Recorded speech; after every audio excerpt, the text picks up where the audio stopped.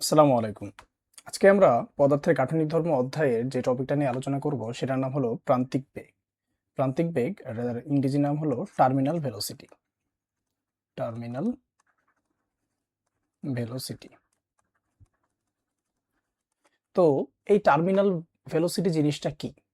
তো আমরা এর আগের অধ্যায়ে দেখেছিলাম না যে পানি যখন প্রবাহিত হয় তখন এর উপরে কি একটা বল কাজ করে? সান্দ্র বল নাকি? তো ধরো এটা একটা স্থির তল আর এর উপরে অনেক পানি আছে। তো ধরো পানি কালারটা আমরা নীল কালার দিয়ে দিই। এর উপরে এগুলো পানি, এগুলো হলো পানি। তো এখন এই পানির উপরে ধরো একটা আমি গোলক ছেড়ে দিলাম, এটা ধরো গোলক নাকি? তাহলে আমরা কি জানি যে গোলকের ওজনের কারণে এটা কোন দিকে পড়তে থাকবে? এটা নিচের দিকে পড়বে না? নিচের দিকে পড়বে। নিচের দিকে পড়ার কারণ কি? কারণ তার উপর অভিকর্ষ বল কাজ করছে, অর্থাৎ ডাব্লিউ বা ওজন। কিন্তু এটা যদি মানে শূন্য কোনো জায়গায় হতো যেখানে বাতাস নাই, পানি নাই, তাহলে কি হতো? শুধুমাত্র এই ওজনটা কাজ করতো। কিন্তু এই জিনিসটাকে যখন তুমি একটা তরলের মধ্যে ফেলবা তখন জিনিসটা কি হবে? যখন গোলকটা ধরো যে এখানে আছে, ধরো যে গোলকটা এইখানে আছে, এই পজিশনে আছে, মানে ডুবে এই পজিশনে চলে আসছে। তাহলে আমরা কি জানি যে তরলের মধ্যে যখন কোনো বস্তু পতিত হয় তখন এর উপরে কি কি ফোর্স কাজ করে? একটা হলো ছোটবেলায় যেটা পড়েছি আমরা, এর উপর ঊর্ধ্বমুখী একটা প্লবতা বল কাজ করে নাকি? প্লবতা। আরেকটা বল কি কাজ করে? এর আগের ক্লাসে আমরা যেটা দেখলাম সেটা হলো সান্দ্রতা নাকি, বা তরলের ঘর্ষণ বলি যেটা আমরা আগে। আর নিচের দিকে কি কাজ করছিল এতক্ষণ ধরে? নিচের দিকে কাজ করে ওজন। ঠিক আছে? তাহলে তিনটা ফোর্স এই বস্তুটার উপরে বা এই গোলকটার উপরে ক্রিয়া করবে। একটা হলো তার ওজন, একটা হলো সান্দ্রতা, আর একটা হলো প্লবতা। বুঝা গেল? এই তিনটা জিনিসকে আমরা এই ইউ প্লবতা, ডাব্লিউ হলো ওজন, আর এফ হলো কি সান্দ্রতা বল দিয়ে প্রকাশ করলাম। এখন কোন এই গোলকটা যখন তরলের মধ্যে দিয়ে পড়তে থাকবে, তা একটা নির্দিষ্ট ডিস্টেন্স পর্যন্ত জিনিসটা সুন্দরভাবে নিচের দিকে পড়ে। তাহলে ধরো যে এই এই ডিস্টেন্স পর্যন্ত, এই ডিস্টেন্স পর্যন্ত জিনিসটা নিচের দিকে পড়ছিল। নিচের দিকে তো সবসময় পড়বে, তাহলে এখানে আমি এই জিনিসটা মার্ক করে নিলাম কেন? তো দেখা গেছে কোনো যদি মানে গোলককে যদি আমি পানির মধ্যে ছেড়ে দিই, তাহলে একটা নির্দিষ্ট ডিস্টেন্স যাওয়ার পর এর বেগটা কনস্ট্যান্ট হয়ে যায়। কনস্ট্যান্ট হওয়া মানে কি? যখন এই পয়েন্ট থেকে যখন এই পয়েন্টে আসছিল তখন এই সময় কি কাজ করছিল? এর উপর ওজন না? তো এই অংশটুকুতে এই ওজনের মান উপরের দিকে যে বাধা দানকারী বল ছিল, অর্থাৎ ইউ প্লাস কি এফ, এই দুইটার চেয়ে বেশি ছিল। যার কারণে কি এই জিনিসটা একটা ত্বরণে নিচের দিকে পড়ছিল। যদিও সেটা জি এর সমান নয়, কারণ কি জি কে বাধা দেওয়ার জন্য কি ইউ আর এফ আছে। তাহলে যাই হোক, জি না হলেও একটা ত্বরণে নিচের দিকে পড়ছিল, অর্থাৎ বেগ কন্টিনিউয়াসলি বাড়ছিল। কিন্তু একটা নির্দিষ্ট ডিস্টেন্স বা গভীরতা পর্যন্ত আসার পর এই ভেলোসিটিটা কনস্ট্যান্ট হয়ে যায়, অর্থাৎ বেগ আর বৃদ্ধি পায় না। কেন বৃদ্ধি পায় না? কারণ এই পয়েন্টে আসার পর, এই পয়েন্টে আসার পর এই যে নিচের দিকে যে ওজন কাজ করছিল, এই ওজনটা এর উপর যে ঊর্ধ্বমুখী যে বল, অর্থাৎ ওজনের বিরুদ্ধে যে বলগুলো কাজ করছে, প্লবতা আর সান্দ্রতা, এই দুইটা সমান হয়ে যায়। তাহলে সমান হলে কি হবে? আমরা জানি কোনো বস্তুর উপর নিট ফোর্সের পরিমাণ যদি শূন্য হয় তাহলে বস্তুর কি ত্বরণ শূন্য হবে না? আর ত্বরণ শূন্য হলে, অর্থাৎ এই পয়েন্টে কি ত্বরণ হলো শূন্য, তো ত্বরণ শূন্য হলে ভি হবে কি কনস্ট্যান্ট। কনস্ট্যান্ট অর্থাৎ এই ডিস্টেন্স পর্যন্ত আসার পর এখন বস্তুটা যে নিচের দিকে পড়বে এর বেগ আর বৃদ্ধি পাবে না, এই বেগটা কনস্ট্যান্ট থাকবে, সে এখন যত নিচেই যাক। এই যে ভি যে কনস্ট্যান্ট হইল, এই কনস্ট্যান্ট হওয়ার পর যে আর বৃদ্ধি পাইল না, এই কনস্ট্যান্ট ভিটাকে আমরা কি বলছি? Terminal velocity. বুঝা গেল? Terminal velocity. Terminal velocity. বোঝা গেল জিনিসটা ক্লিয়ার? অর্থাৎ এই এর চেয়ে আর বেশি বেগে বস্তু নিচে পড়বে না। তো টার্মিনাল ভেলোসিটি কিভাবে বের করব আমরা, এটা এখন আমরা দেখব। তো আমরা এখানে কি কি দেখলাম? যে যেই পয়েন্টে আসে, যেই পয়েন্টে সে টার্মিনাল ভেলোসিটিটা অর্জন করছে, সেই পয়েন্টে কি ওজনের সমান হচ্ছে, তারপর ওজনের বিরুদ্ধে যে দুইটা বল কাজ করছে, অর্থাৎ প্লবতা আর সান্দ্র বল, এই দুইটা সমান নাকি? তাহলে এই কন্ডিশনটা থেকে আমরা এখন কার ভ্যালু বের করব? টার্মিনাল ভেলোসিটির ভ্যালু।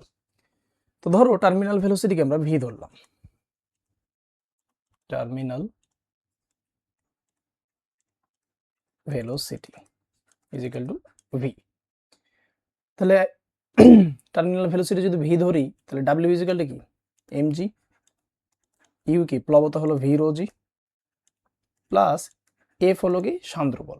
তা আমরা এই সান্দ্র বল এফ এর মান আগের পার্টে কি দেখেছিলাম, এফ এর মান হলো এ ইটা এ ডিভি বাই ডিওয়াই না, ডিভি বাই ডিওয়াই কে কি বলছিলাম না, বেগ অবক্রম। এটা ছিল আমার ফর্মুলা সান্দ্র বলের। কিন্তু এই ফর্মুলার মধ্যে কোথাও কি টার্মিনাল ভেলোসিটি টার্মটা আছে কি? এখানে কোনো টার্মিনাল ভেলোসিটি টার্ম নাই, ভিসি টার্ম নাই, অর্থাৎ ভিসি টার্মটা ইনক্লুড না। তাহলে আমার এমন একটা ফর্মুলা বানানো লাগবে এই সান্দ্র বলের যার ভেতরে কি থাকবে, এই ভি অর্থাৎ টার্মিনাল ভেলোসিটি জিনিসটা ইনক্লুড থাকবে। তো চলো এটাই এখন আমরা বের করব। তো স্টোকসের সূত্রের মাধ্যমে আমরা এই জিনিসটা বের করতে পারি নাকি? তাহলে কিভাবে বের করতে পারি? এখন আমার কি দরকার, ভি এর সাথে এফ এর রিলেশন নাকি, এফ এর রিলেশন, এটা আমরা এখন বের করব। এটা বের করার জন্য কোন পদ্ধতি আমরা ইউজ করব? এই পদ্ধতিটাকে বলা হয় মাত্রা বিশ্লেষণ পদ্ধতি। কি বলা হয়? মাত্রা বিশ্লেষণ পদ্ধতি। মাত্রা বিশ্লেষণ পদ্ধতিটা কি? আমরা কি জানি যে এই যে রাশিগুলা ভি এফ এগুলো কি একটা একক থাকে, একটা করে মাত্রা থাকে। এই মাত্রা দিয়ে আমরা সমীকরণের দুই পাশে জিনিসটা মিলায় মানে সূত্র প্রতিপাদন করবো, এটাকে বলা হয় মাত্রা বিশ্লেষণ পদ্ধতি। ঠিক আছে, তাহলে আমরা এফ এর সাথে কার কার সম্পর্ক নিব? তো ধরো যে সান্দ্রতা বল বের করার সময় আমরা কার কার ভ্যালু জানি, ধরো এফ এর সাথে কার সম্পর্ক নেব, একটা নেব ইটা অর্থাৎ সান্দ্রতা গুণাঙ্ক। এফ এর সাথে আরেকটা কার সম্পর্ক নিতে চাই, যেই বস্তুকে ডুবাচ্ছি বা যেই গোলককে তার ব্যাসার্ধ। আর এফ এর সাথে কার সম্পর্ক নিতে চাই, অবশ্যই ভেলোসিটি ভি নাকি। আমি চাচ্ছি এই তিনটা রিলেশন দিয়ে আমি এফ এর একটা ভ্যালু বের করব নাকি। তাহলে এটা করার জন্য আমরা মাত্রা বিশ্লেষণ পদ্ধতির সহায়তা নেব। তাহলে আমরা যদি এখান থেকে লিখতে চাই তাহলে এফ সমানুপাতিক এন, এন এর উপরে এ, আর এর উপরে বি, আর ভি এর উপরে সি। এই এবিসি গুলো কি? এই এবিসি হলো, তুমি তো জানো না যে এটার উপরে স্কোয়ার হইলে বা এটা কি ইনভার্স হইলে কি এফ এর সমান হবে না কি হবে, আমরা তো জানি না যে এগুলোর পাওয়ার কত হবে। এই জন্য এগুলো পাওয়ার ধরে নিলাম যে এবিসি হইলে এগুলাকে সমষ্টি করে কি পাওয়া যায়, আমার এফ পাওয়া যায়, এটা আমি ধরে নিলাম। পরে আমি এখান থেকে এ বি সি এর ভ্যালু বের করবো, তাই মিলাবো নাকি। তাহলে সমানুপাতিক চিহ্ন উঠাইতে হলে আমার একটা কনস্ট্যান্ট লাগবে, কনস্ট্যান্ট আগে ধরে নিলাম কে। তাহলে N A R B R V হলো সি। ঠিক আছে, তাহলে এফ এর মাত্রা কত? আমি সচরাচর যেটা করি, আমি আগে একক বের করি, একক থেকে মাত্রা বের করি, তাহলে জিনিসটা সুবিধা হয়। তাহলে এফ এর একক হলো নিউটন, নিউটনকে বলা যায় কি kg metre per second square, এটা নাকি। তাহলে এখান থেকে এর মাত্রা কত হবে? তাহলে কেজির জন্য এম এল টি ইনভার্স 2। তাহলে এর উপরে কিছু নাই, এর উপরে কি দিব আমরা, 1 দিব। ঠিক আছে, বাকিগুলো কি, এটার মাত্রা কত বলো তো? এটা কনস্ট্যান্ট, তো কনস্ট্যান্টে কি কোনো মাত্রা বা একক নাই, তাহলে কনস্ট্যান্ট কে হিসেবে থেকে যাবে আমার এখানে। এখন এর সাথে ইটার জন্য ইটার একক কি, newton second per metre square না। তাহলে এটার মাত্রা কত হবে? এটার মাত্রা যদি আমি বের করতে চাই নিউটনের জন্য, তো দেখলাম যে এম এল টি ইনভার্স 2, আর এখানে প্লাস কি দেখলাম, না প্লাস বলছি সরি, ইন্টু টি, সময়ের জন্য টি, আর মিটার স্কোয়ারের জন্য কি পার এটা। তাহলে এটার জন্য আমার এটার মাত্রা কত আসে, এই দিক থেকে এটার জন্য আসে এম এল ইনভার্স, আর এখান থেকে আসে টি ইনভার্স। তাহলে আমার ইটার জন্য আমি কি বসাবো, M L inverse T inverse. এরপর পাওয়ার কি দেবো আমি, এ, কারণ আমি এ ধরে নিয়েছি। ব্যাসার্ধের জন্য এ কত দেবো, এল লেন্থ নাকি, এটার উপরে পাওয়ার দেবো বি, আর এটা হলো ভেলোসিটি, ভেলোসিটি কি মিটার পার সেকেন্ড, অর্থাৎ এল টি ইনভার্স 1। তাহলে এইটা পাইলাম আমি। এখান থেকে আমি এ আর বি এর এ বি সি এর তিনটা রিলেশন বের করবো। তাহলে এখানে এম এর উপরে পাওয়ার কত, 1, এল এর উপরে পাওয়ার কত 1, টি এর উপরে পাওয়ার হলো -2 নাকি, কে তো থাকবেই। এখানে দেখো তো আর কোনো জায়গায় কি এম আছে এই পাশে, অন্য জায়গায়, তার মানে এম এর উপর পাওয়ার আমি সোজাসুজি কি দিয়ে দেবো, এ দিয়ে দেবো। এখানে দেখো এল এর উপর পাওয়ার কি মাইনাস এ, এল এর উপর পাওয়ার বি, এল এর উপর পাওয়ার সি। তাহলে আমি এল এর জন্য এখানে কি লিখতে পারি, এল এর উপরে হলো এল এর উপরে হলো এখানে minus A plus B plus কি সি। আর কি থাকে আমার টি, এখানে টি এর উপরে মাইনাস এ, এখানে কি টি এর উপরে মাইনাস সি। তাহলে আমি কি লিখতে পারি, টি এর উপরে মাইনাস দিয়ে এ প্লাস সি লিখতে পারি। এখন আমি এই দুই দিকে মিলাবো সহগ সমীকৃতির মতন জিনিসটা।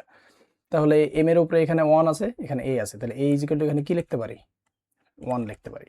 ঠিক আছে, আবার এল এর উপরে কি আছে মাইনাস এ প্লাস বি, তাহলে minus A plus B plus C is equal to L এর উপরে এখানে কি আছে 1, এটাকে 1 লিখতে পারি। আর টি এর উপরে এখানে কি আছে -2, -2 দিয়ে কি লিখতে পারি মাইনাস এ প্লাস সি। এই সবগুলা, সরি এটা তো টি লিখে ফেলেছি এখানে আমার, minus A plus C is equal two -2। তো এই তিনটা সমীকরণ সমাধান করলে আমার পাওয়া যায় এ বি সি, তিনটার ভ্যালু কি পাওয়া যায় আমার 1 পাওয়া যায়। এটা তোমরা নিজে নিজে সলভ করবা। তাহলে আমি এখান থেকে কি পাইলাম, যে এফ এর যে সূত্রটা হচ্ছে এফ ইজিক্যাল টু কে, সবগুলোর উপরে পাওয়ার কি হচ্ছে এ বি সি, তিনটার ভ্যালু যেহেতু 1, তাহলে সেগুলো অপরিবর্তিতই থাকবে আমার।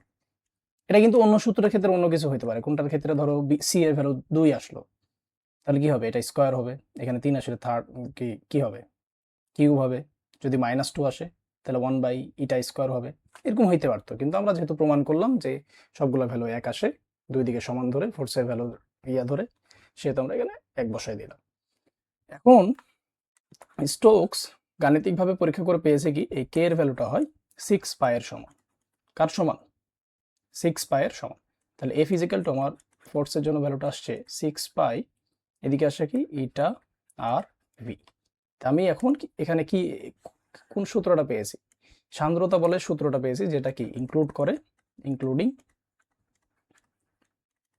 Terminal velocity. ঠিক আছে, টার্মিনাল ভেলোসিটি। এখন এই সূত্রটা আমি কোথায় ইউজ করতে পারবো, এই যে আগে যে কন্ডিশনটা দেখলাম আমরা, যে ওজন ইজিক্যাল টু কি হয় প্লবতা প্লাস সান্দ্র বল, এইখানে এফ এর জায়গায় আমি এখন ওই ভ্যালুটা বসাই দিই। এফ এর জায়গায় যদি এই ভ্যালুটা বসাই দিই, তাহলে আচ্ছা আগে গোলকের চিত্রটা আমরা আরেকবার এঁকে ফেলি যাতে এই পেজে আমাদের বুঝতে সুবিধা হয়। তাহলে গোলকের উপরের দিকে কি আমার দুইটা বল কাজ করছিল, এই দুইটা, আর নিচের দিকে কি কাজ করছিল আমার ওজন। তাহলে নিচের দিকে হলো ওজন, ওজনের ভ্যালু কি এম জি, আর উপর দিকে কি একটা সান্দ্র বল ইজিক্যাল কি পেলাম 6 পাই ইটা আর ভি, আর এদিকে কি প্লবতা পেলাম U is equal to V rho liquid, মানে যেই লিকুইড আমি দিব সেটার ঘনত্ব ইন্টু কি জি। তাহলে কি হবে, এ ওজন ইজিক্যাল টু উপরে দুইটা হবে, যার কারণে কি নিট ফোর্স যখন শূন্য হয় তার কারণে কি আমার ভেলোসিটিটা শূন্য হয়।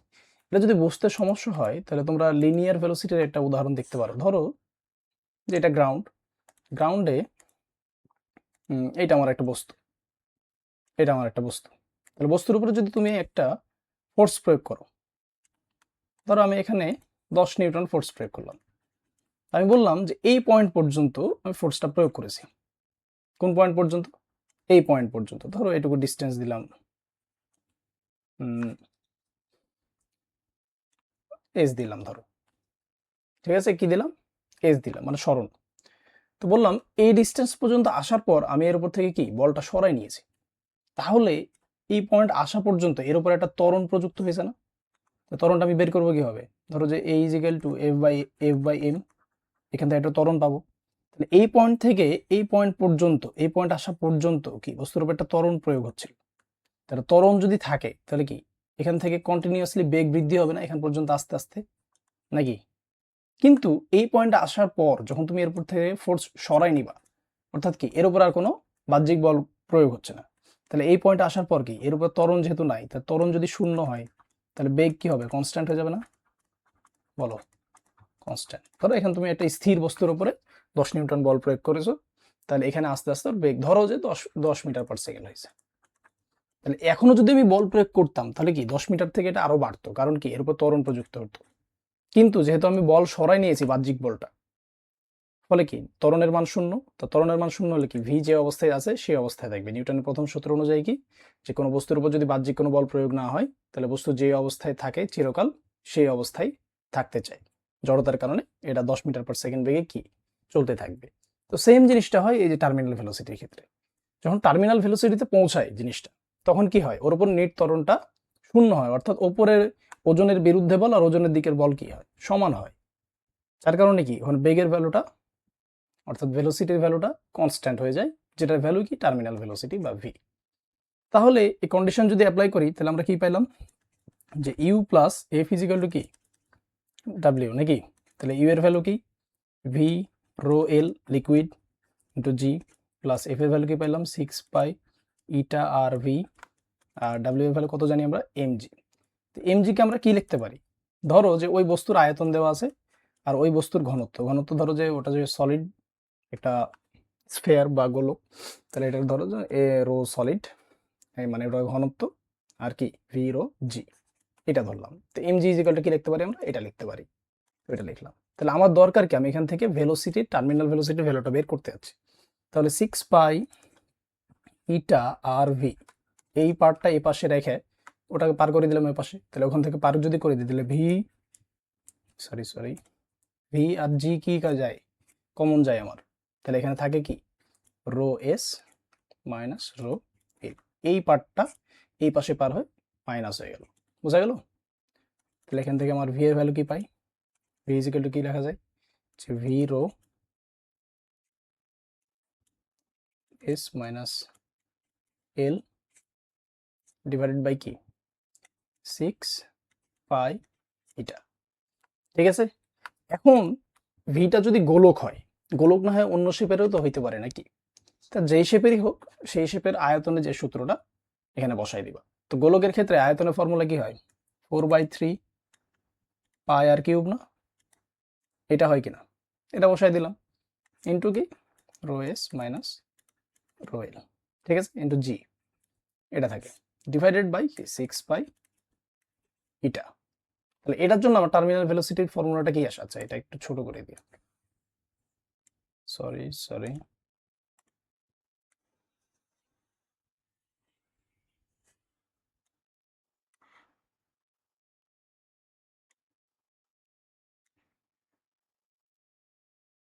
একটু ছোট করে দিলাম।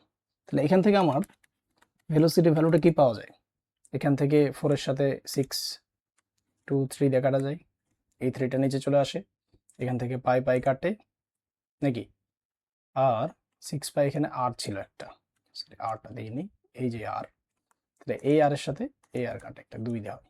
তাহলে উপরে থাকে আমার হলো 2r² rho S minus rho L into G divided by কি ইটা 9 ইটা।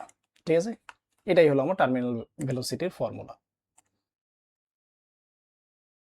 তাহলে এটা কার জন্য, যদি কোনো গোলক কোনো তরলের ভেতর দিয়ে নিচে পড়তে থাকে, ওটার জন্য হলো টার্মিনাল ভেলোসিটি ফর্মুলা হলো এইটা।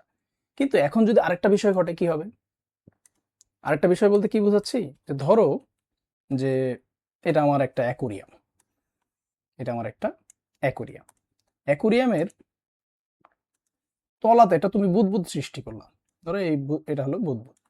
তাহলে বুদবুদ ছেড়ে দিলে কি হবে, এটা উপরে উঠবে, কারণ কি এর ঘনত্ব পানির ঘনত্বের চেয়ে কম বা তরলের ঘনত্বের চেয়ে কম হবে নাকি।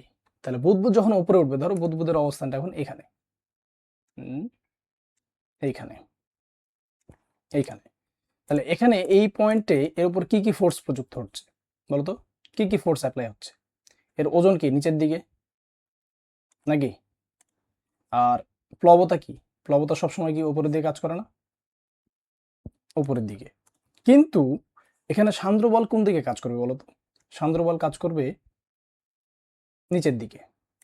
কোন দিকে, নিচের দিকে। কেন বলতো, কারণ আমরা কি জানি যে ঘর্ষণ বল কোন দিকে কাজ করে, ঘর্ষণ বল সবসময় বেগের উল্টো দিকে কাজ করে। ঠিক আছে, বেগ বা বল প্রয়োগের উল্টো দিকে, বল প্রয়োগের উল্টো দিকে কাজ করে।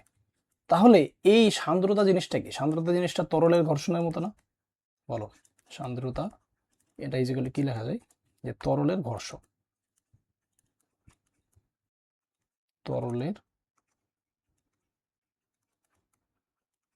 ঘর্ষণ। তরলের ঘর্ষণ তাহলে কোন দিকে কাজ করবে? এখন আমার বুদবুদ ওপরে উঠছে না, তাহলে বুদবুদের ভেলোসিটি কোন দিকে? ওপরের দিকে।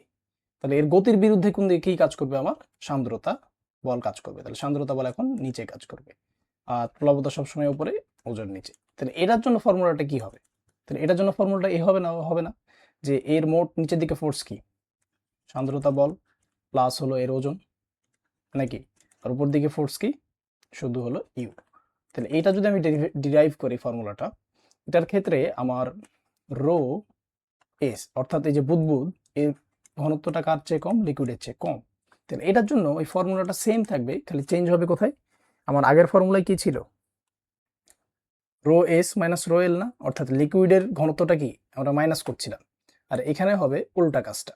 তাহলে এখানে হবে আমার 2r²/9 into rho L minus rho S হবে। বুঝা গেল? Rho L minus rho S, এটা হলো কি বস্তুর ঘনত্ব, এটা হলো বস্তুর ঘনত্ব, ডেনসিটি, বস্তুর ঘনত্ব। আর এর নিচে কি ছিল? এটা ছিল আমার। তাহলে ঘনত্ব যদি কোনো বস্তু লিকুইডের চেয়ে কম হয়, তাহলে ফর্মুলাটা কি হবে? জাস্ট রো এর যে ভ্যালুটা ইন্টারচেঞ্জ হয়ে যাবে, নাকি? এই ছিল আমার টার্মিনাল ভেলোসিটির দুইটা ফর্মুলা। ঠিক আছে, চলো এখন আমরা এই ফর্মুলা দিয়ে কয়েকটা ম্যাথ করে ফেলি। এখানে কি লেখা আছে? যে 2 × 10⁻⁻4 ব্যাসার্ধের একটি লোহার বল তারপিন তেলের ভেতর দিয়ে 4 × 10⁻²মিটার পার সেকেন্ড বেগ নিয়ে পড়ছে। বোঝা গেল? যদি লোহা ও তারপিন তেলের ঘনত্ব যথাক্রমে 7.8 × 10⁻³ এবং 0.87 × 10⁻³ কেজি পার মিটার কিউব হয়, তবে তারপিন তেলের সান্দ্রতাঙ্ক বের করো। অর্থাৎ কার ভ্যালু বের করতে বলেছে? এখানে ইটা ইজিক্যাল টু কত, এটা বের করতে বলেছে, নাকি? তাহলে এখানে টার্মিনাল ভেলোসিটি ভ্যালু কত? চলো আমরা ডাটাগুলো আগে তুলে ফেলি। তাহলে ডাটাকে কি দেওয়া? এখানে ডাটার ভ্যালু দেওয়া ভি ইজিক্যাল টু, এই যে এত প্রান্ত বেগ, প্রান্তিক বেগ, মানে ওই টার্মিনাল ভেলোসিটি যেটা বলছিলাম ওটা কি প্রান্তিক বেগ, নাকি? তাহলে ভি এর ভ্যালু দেওয়া 4 × 10⁻² মিটার পার সেকেন্ড। তারপরে কি দেওয়া? ব্যাসার্ধ দেওয়া, আর ইজিক্যাল টু 2 × 10⁻⁴ মিটার। ঠিক আছে, এরপরে কি? তারপিন তেলের, লোহা ও তারপিন তেল, লোহার কি এল সলিড, সলিড 7.8 × 10⁻³ কেজি পার কি মিটার কিউব, আর রোয়েলের ভ্যালু কত দেওয়া? 0.87 × 10⁻⁻, মাইনাস বলছি কেন এগুলা?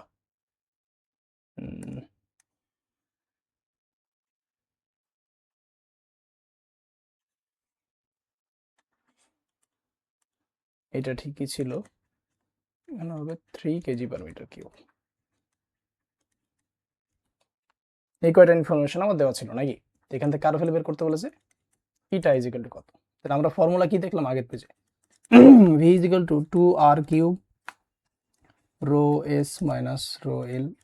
এটা কেন দিলাম? কারণ কি? লোহার ঘনত্ব পানির ঘনত্ব চেয়ে, বা তরলে যেই তরলে পড়ছে তো সেই তরলের ঘনত্ব চেয়ে বেশি, ইন্টু জি ডিভাইডেড বাই কি? আচ্ছা, আগের ফর্মুলা এখানে আমরা জি দিইনি, ঠিক আছে, ইন্টু জি দিয়ে দেবো। এই ফর্মুলায় কি দিয়েছি? আচ্ছা, এই ফর্মুলায় দিয়েছি। তাহলে এখানে হলো জি ডিভাইডেড বাই কি 9 ইটা। তাহলে এখান থেকে আমার কার ভ্যালু দরকার? ইটা। তাহলে ইটা ইজিক্যাল টু কি? জাস্ট ইন্টারচেঞ্জ হয়ে যাবে, 2r³ rho S minus rho L into G divided by কি 9 ইন্টু ভি। চলো ভ্যালুগুলো বসাই দিই আমরা। তাহলে ইটা ইজিক্যাল টু 2 ইন্টু, বারবার এত ফর্মুলা ভুল করছি কেন?